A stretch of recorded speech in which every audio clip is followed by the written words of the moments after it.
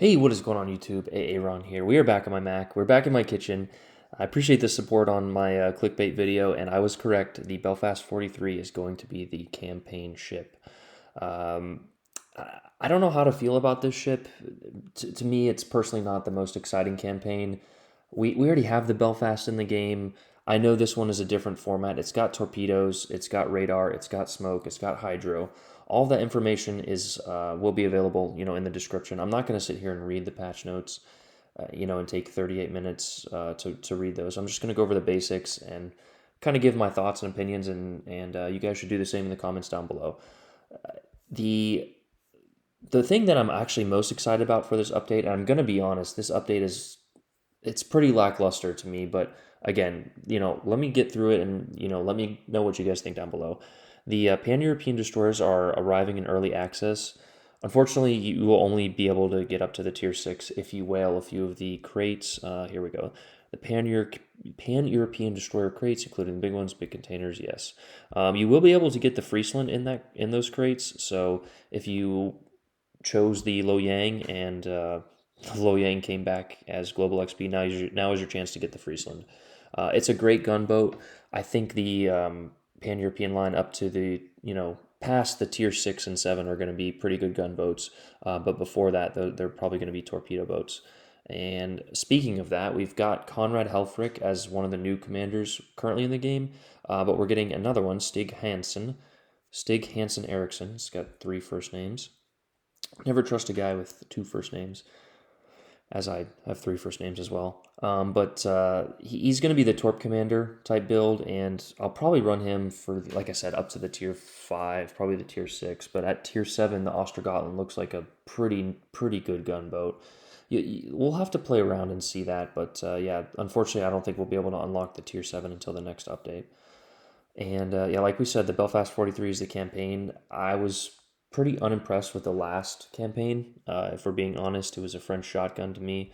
And I have the same feelings for this campaign. If you're a British guy, I'm sure my UK fan base is going to love this update, but there are so many better ships, British ships, that they could have chosen for this campaign. And like I said, we already have the Belfast at tier 6. Just to have a better Belfast is pretty disappointing. I do know that it has hydro, radar, and smoke, and each of those options, I think hydro can change out for defensive AA, radar for plane, and then smoke for a heal. I also believe that bow armor is not that strong. Don't quote me on that. We'll find out in 4 days here on update day. But yeah, here it is. Smoke generator, radar, sonar available at the same time. So it's got a lot of utility, but again, it's something we just didn't really need. It won't be. I don't know. You guys let me know what you think down below. Here's all you can get for the campaign. Azure Lane is coming back, and Godzilla versus Kong. I don't know why the Godzilla versus Kong is really popular right now, but Call of Duty has something as well, so I'm sure, excuse me, they're paying a lot of money for that. This is something that is actually one of the positives, because I think this is community contributor driven or community driven. Enter auction. The initial version of the new feature is here. It works this way: make your bid for a lot with a finite number of valuable items within each available. So it's basically like a bid section. If you've played Madden or NCAA, the bid for the training cards, or the I forget what it's called, the Ultimate Teams or whatever.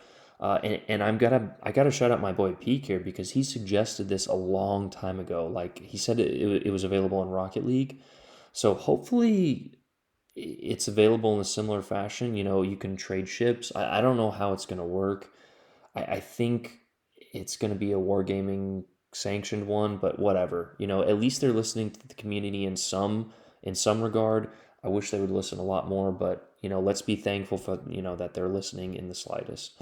Arena, we enjoy Arena. It's fun. They took away the health, which good for them. Like I said, they think they're listening. I think I wish they adjusted the health or didn't make it all health, but Arena's back, so that'll be fun. They don't tell us the tiers, so yeah, there's that. New ships, a Japanese tier 4 battleship, whatever. Okay. The Tier 6 Olin, that should be actually a decent premium. It does not have smoke. It has good AA, good guns, good torpedoes, so you'll have to be a skillful destroyer player to use it. Like we said, torpedoes are definitely an option on these pan-European, obviously besides Friesland. So I love that people in the comments are like, well, these are actually torpedo boats. Like, well, actually, the Friesland doesn't have torpedoes, so they're not torpedo boats. But most of these will be pretty. You could probably spec something into the torpedoes with a new commander. Balancing changes, and this is again kind of disappointing if I'm being honest. While this update, there are no immediate balancing changes. Make sure to check your dev blog, and if we do check that, that's the one we already saw here, and we made a clickbait video about it of the Pan European and the SAP changes. So like I said, I'm not thrilled with this update. If I'm being completely honest, this is one of the most lackluster updates that I have seen in recent history. But if you're a British guy, here's a great cruiser for you. The unfortunate part is I just don't think it's going to be great. I know my British fanboys, and I love you, Hive. I love you to death, dude. But the Tiger 59 is an awful ship. I'm sure you can play it well. You're a great player, but it's just an awful ship. And I have a feeling the Belfast 43 is going to play the same way. It's probably going to be a lot better than the Tiger 59 one. Tiger 59 is tier for tier, but yeah. So make sure you guys subscribe if you are not already.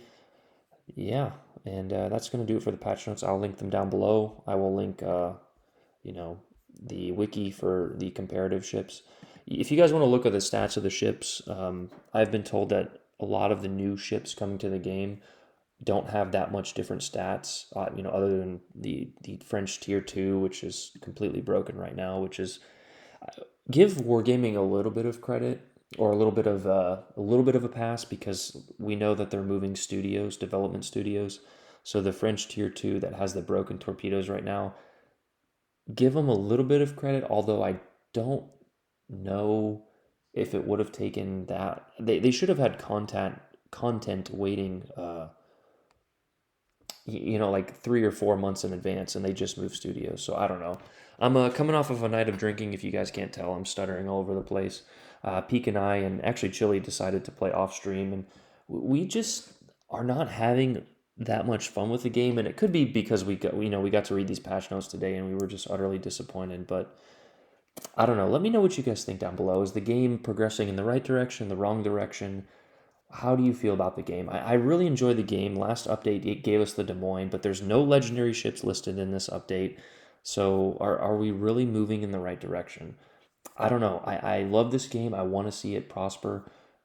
But as someone who is critical on both sides, I'm not optimistic about this update at all. So again, let me know what you guys think down below. Comment, like, subscribe, and for video purposes, I'm out.